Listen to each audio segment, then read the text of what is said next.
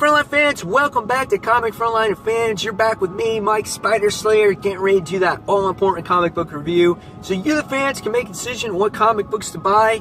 And today, guys, we're talking about issue 2 of Kill or Be Killed by Ed Brubaker, Sean Phillips, and Elizabeth Brett Weiser. Now, the first issue is really well done as you learn about this character by the name of Dylan, who was about to commit suicide, but then just as he was just about to jump, he came to a realization that he didn't want to die.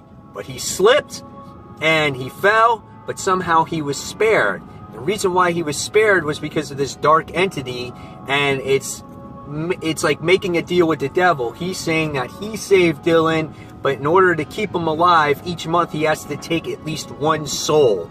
So is this entity real or not? Well, that's the struggles that Dylan kind of goes through. So after the end of the last issue, he was really sick. This devil thing says, I'm going to give you one more day or you're going to die. So Dylan winds up going out and saying, I have to kill somebody. And so what happens is he winds up thinking, saying, okay, how am I going to kill somebody? What's the best way to do it? He winds up sitting there going, do I get a baseball bat? No. Do I run over somebody with a car? No, that's not right. He's like, I need a gun. And he goes to like the local drug dealer, and he sits there and he tries to get advice on how to get a gun. And after some thought, you know, his little drug dealer friend sits there and goes, yeah, get a gun through an old man. You know, he's like, those old guns are not traceable back then.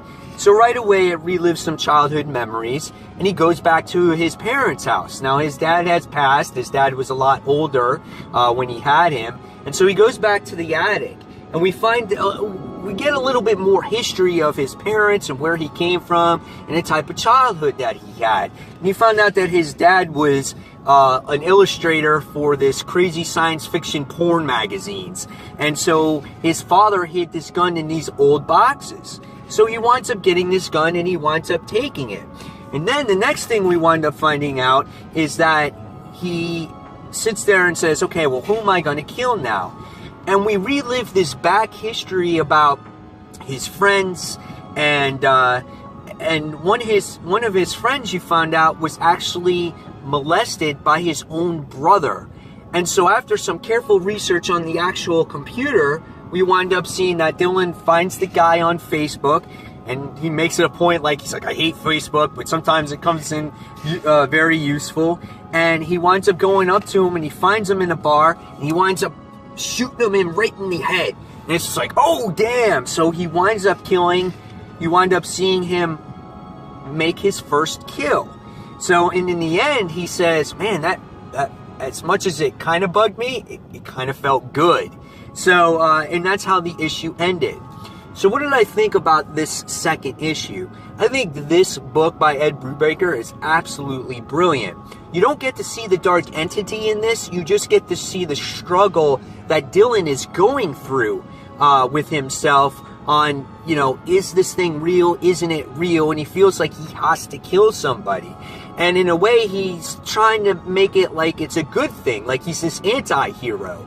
And I love the narration in the book because Dylan is telling you his story, and I love that. He's telling the readers everything that's going on, and that's what makes this book so good for me, at least. You really feel attached to Dylan, and you really want to see his journey and his struggles.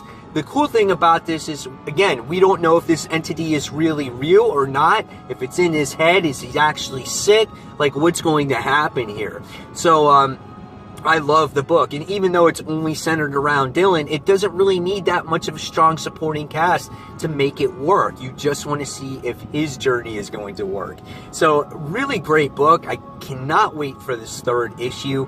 Definitely going to be continuing to read this. If you guys haven't checked out Kill or Be Killed, go ahead, check it out. Issue 1 came out with a second printing, so it should be in the comic book shops this comic book week if you haven't checked out the first issue, and just pick up issue 2 as you go along. So really great book. Again, check it out, guys.